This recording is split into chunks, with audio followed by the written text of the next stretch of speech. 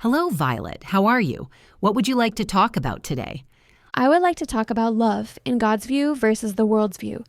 I feel like that is what this journey is about, whether I'm learning how to love myself or another. I also hadn't heard about the two paths before, the divine love path versus the natural love path. Okay, sounds good. Do you have a feeling yet for the difference between God's love that you receive when you are humble and have a longing to receive her love? I believe so. God's love is a completely different substance and quality. Once it's received, it can never be undone. That's so comforting, and I find it interesting and helpful that sometimes God is referred to as masculine and other times feminine. It reminds me that God holds both. Sometimes I feel I need more of one tone than the other. And it serves us to remember there are two distinct paths: divine love or natural love. Divine love means we are God-reliant. Love is self-reliant. We're not usually asking for God's love, and some even believe that they are God.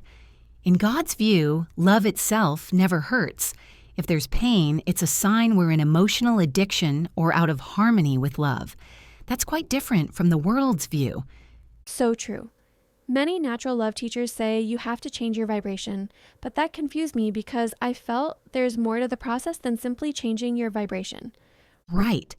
This is about soul condition, humility, truth, and sincere longing, rather than forcing a vibe. The Holy Spirit carries God's love when the soul is truthful and willing to feel. Another question I've been pondering is, how honest is love, really? If honesty hurts someone's feelings, shouldn't I tone it down? Wouldn't love convey God's truth tenderly and clearly? That's different from personal judgment. If we love, we will also name when something is out of harmony with God's truth while staying kind and open-hearted. I know I have a lot to learn about that, but I feel excited and more in my power at the thought that I can know what's loving to discuss in a relationship. I really love that. The world's view of love can sound like, treat me like a princess, but that's basically, please satisfy my addictions. Make me feel safe. That isn't anyone else's responsibility. So true. And addictions feel like relief because they avoid pain. Love guides you to feel the pain with God and release it. So closeness becomes clean, not needy. What about demands and expectations? Love hopes, but never demands. Expectation binds and punishes. If no costs you love, it wasn't love, just a deal. Like in the movie Phenomenon, John Travolta's love interest walks up the hill and notices a blanket on the ground. She asks, "Are you expecting something?" And he says, "No, I'm just hoping." That's such a clear difference. Love doesn't demand or expect. Love hopes. Boundaries are something I've been pondering. I haven't been good at them, and now I see the world often sets them to avoid feeling an emotion or to get an addiction met. Exactly. If I require you to do X so I can feel Y, that's addiction management. A loving boundary doesn't feed addictions, yours or theirs. It's care plus clarity plus limit, without punishment or withdrawal. Clean version. I care about you, and I won't continue this conversation while we're raising voices. I'm here when we're ready to be gentle. Wall version. Don't text me unless you're nice. Used to avoid feeling humiliation or to force reassurance. And a few quick checks. Am I avoiding a feeling? Am I protecting an addiction? If so, it's not a loving boundary. I was so surprised to learn that sacrifice is never loving. Right? Divine love never asks you to betray conscience. Self-abandonment keeps the peace while eroding love. We are all equal in God's eyes. Could we sum up any signals that real love is present? Sure. How about 3 simple checks? No demand, you're free to say no.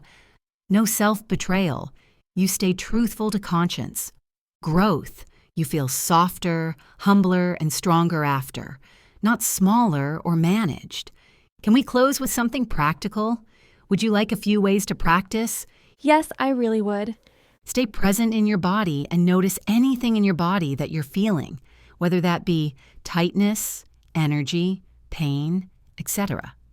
Next, say to yourself or out loud, there's something inside of me that feels pain. Notice how this one simple exercise begins to shift things, and we'll talk about it when we meet next time if you like. Principles. Ownership first. Don't outsource safety or responsibility to the other person. Feel the trigger.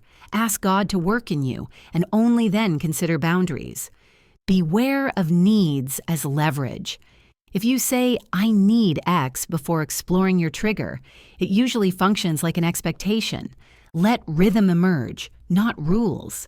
In a loving, balanced bond, time together flexes with real life. Regular check-ins aren't a rule. A shared goal can be regular honesty with God and with yourselves. Lines you can use that show you take ownership without expectation. When long gaps happen, fear surfaces in me. I'm taking that to God and feeling it through. I notice the urge to manage you when I feel alone. I'm choosing to feel instead of trying to fix you. I'm practicing staying open without chasing. If you're up for a chat, lovely. If not, all good. How can we keep God and open communication as a shared goal we enjoy? If a limit is truly needed, without addiction or punishment. I notice I go into compulsion with long silence. I'm going to step back when I feel that and reconnect when it's clean in me, not an expectation. I care about us and I won't continue when I'm in chasing mode. I'll reach out again once I'm steady. Wow, this has all been so helpful and given me a lot to work with. Thank you so much, Louisa.